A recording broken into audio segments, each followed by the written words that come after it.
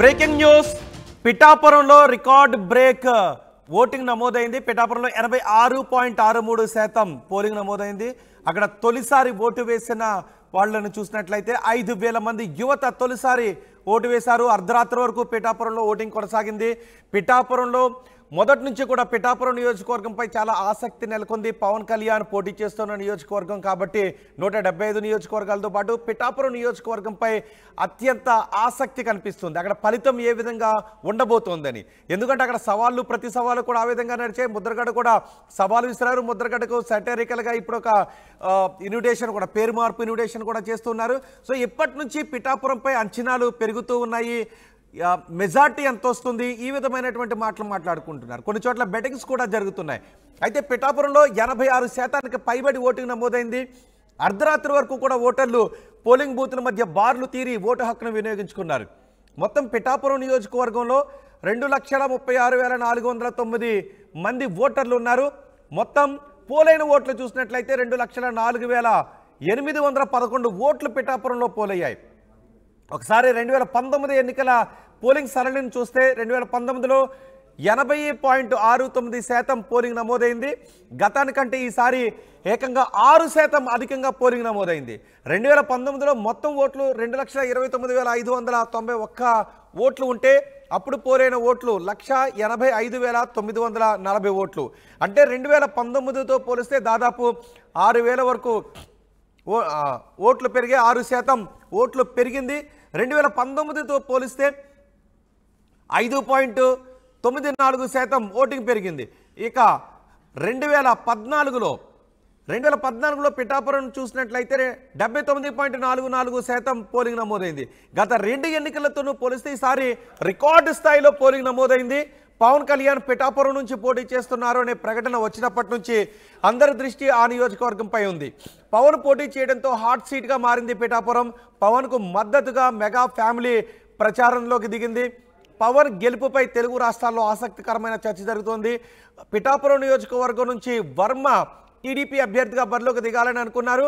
వర్మ కాకుండా కూటమిలో భాగంగా, కూటమి పొత్తులో భాగంగా పిఠాపురం సీటును పవన్ కళ్యాణ్ పోటీ చేస్తుండటంతో మొదట్లో వర్మ కొంత అలిగినప్పటికీ ఆ తర్వాత వర్మ పిఠాపురం నుంచి పోటీ చేయడానికి కాకుండా వర్మ పవన్ కళ్యాణ్కు అనుకూలంగా ప్రచారం చేయడానికి ఆయన ముందుకొచ్చారు.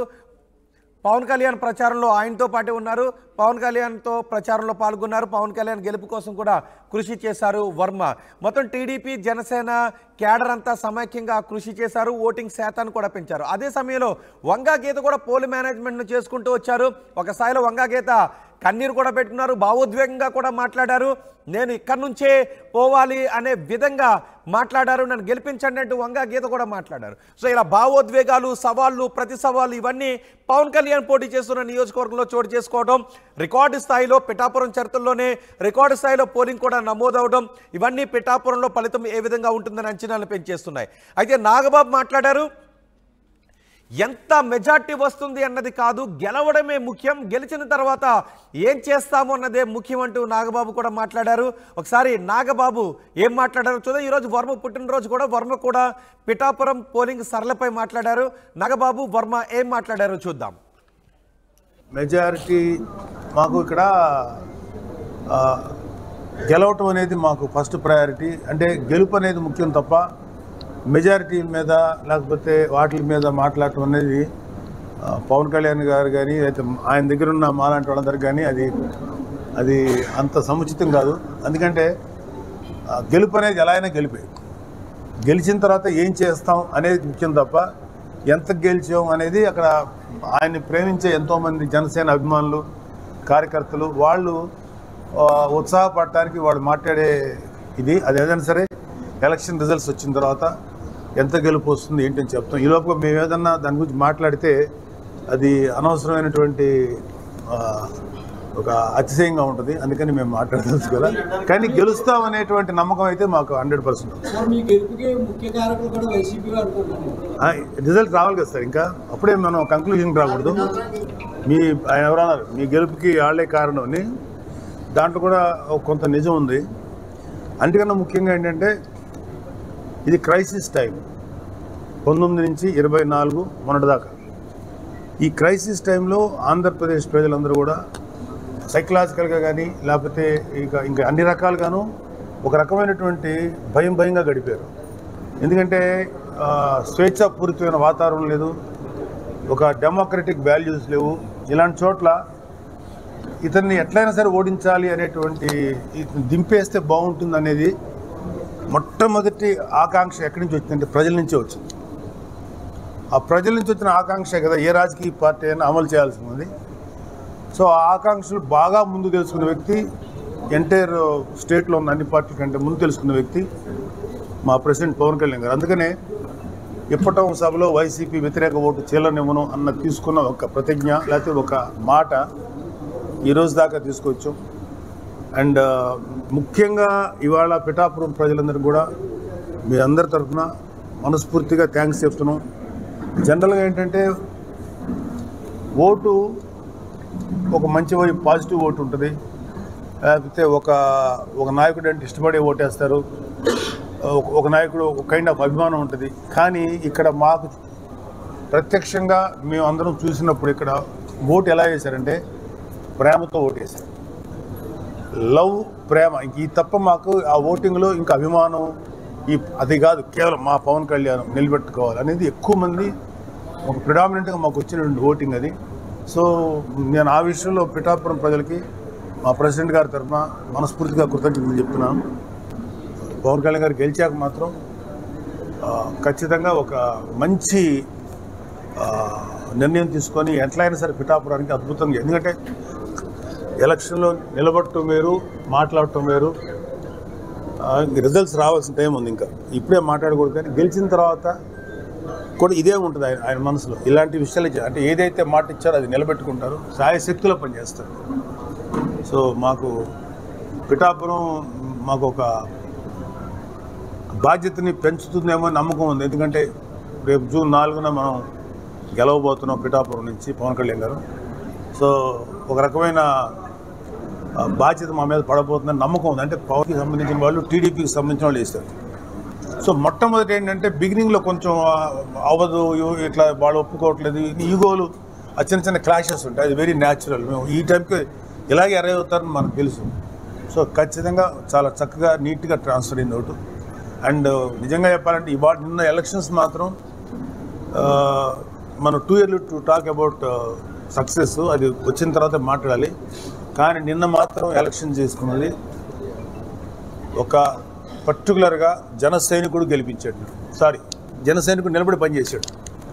ఎందుకంటే ఎక్కడ చూసినా మేము పెట్టిన వాళ్ళం కాదు, కుర్రాళ్ళు, పిఠాపురం చుట్టుపక్కల ఉన్న కుర్రాళ్ళు, యంగ్స్టర్స్, అంటే కొంతమంది ఓటు హక్కు పిల్లలు కూడా ఎర్ర కండువ వేసుకొని రోడ్ల మీదకి వచ్చి అందరితో మాట్లాడుతున్నారు.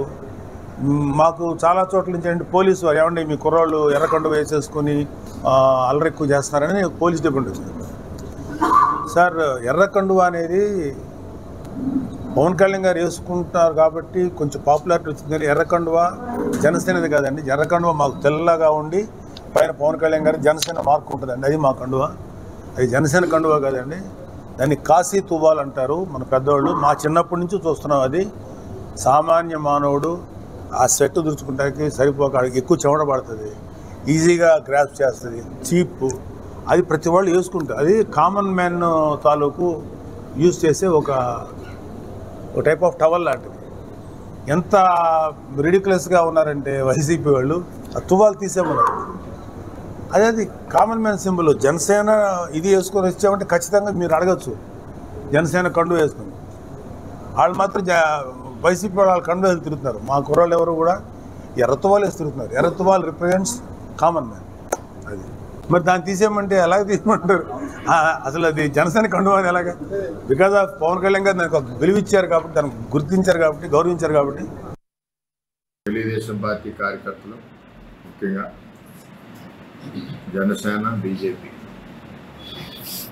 ప్రాణాలు ఒడ్డొదిలి కష్టపడి 35 రోజుల నుంచి నిరంతరం రాత్రి పగలనకుండా భారీ పర్సంటేజ్ వచ్చేలాగా పోలింగ్కి ప్రయత్నం చేసిన తెలుగుదేశం పార్టీ కుటుంబానికి అందరికీ కూడా అదేవిధంగా జనసేన భారతీయ జనతా పార్టీ కుటుంబానికి కూడా పేరు పేరున నమస్కారాలు తెలియజేస్తాను.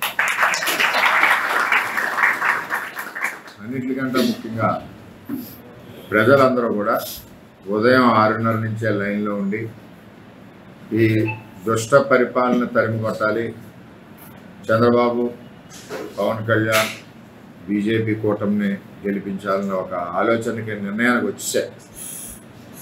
నిన్న ఓటింగ్ సరళి ప్రజల్లో ఉత్సాహం చూస్తే రాష్ట్రంలోనే భారీ మెజార్టీతో పవన్ కళ్యాణ్ గారు గెలుస్తారు. ఇక్కడ కూడా తెలుగుదేశం పార్టీ పునాదుల నుంచి బలంగా ఉంది. తెలుగుదేశం పార్టీ బలాన్నంతా మొత్తం జనసేన పార్టీకి ఎక్కడా కూడా ఇంచు కూడా వదలకుండా, ఒక ఓటు కూడా వదలకుండా ట్రాన్స్ఫర్ చేయడం జరిగింది అన్ని కులాల నుంచి కూడా.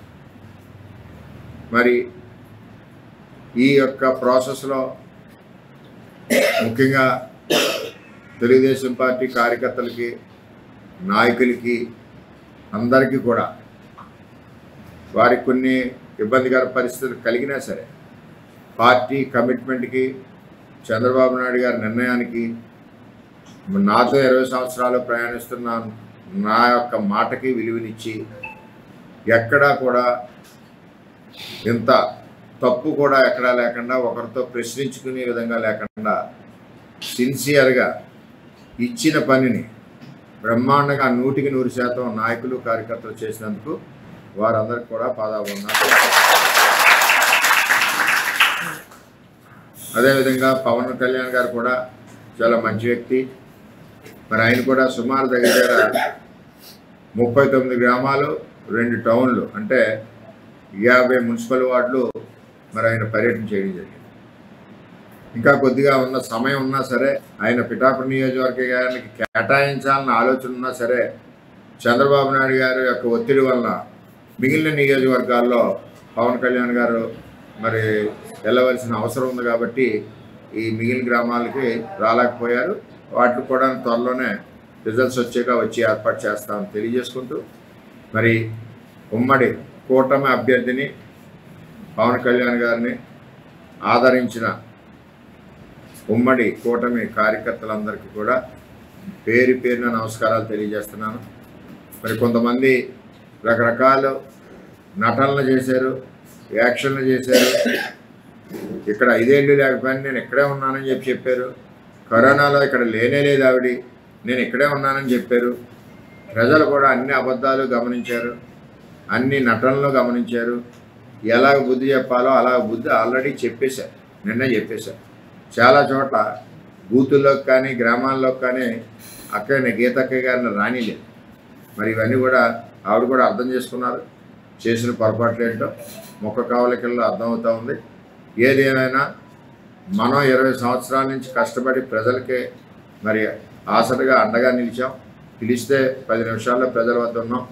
అందరు నాయకులు నాతో పాటుగా రేపు కూడా రాబోయే రోజుల్లో కూడా ఎవరికి ఏది అవసరం వచ్చినా, ఎవరికి ఏది కష్టం వచ్చినా నిరంతరం వర్మ మరియు మా నాయకులందరూ కూడా అందుబాటులోనే అండగానే ఉంటారని చెప్పి ప్రజలందరికీ తెలియజేస్తూ, నిన్న చక్కగా సహకరించిన ప్రజలకి, కార్యకర్తలకి, తెలుగుదేశం పార్టీ కుటుంబానికి, జనసేన పార్టీ కుటుంబానికి, బీజేపీ కూటమి కుటుంబానికి అందరికీ కూడా పేరు పేరున నమస్కారాలు.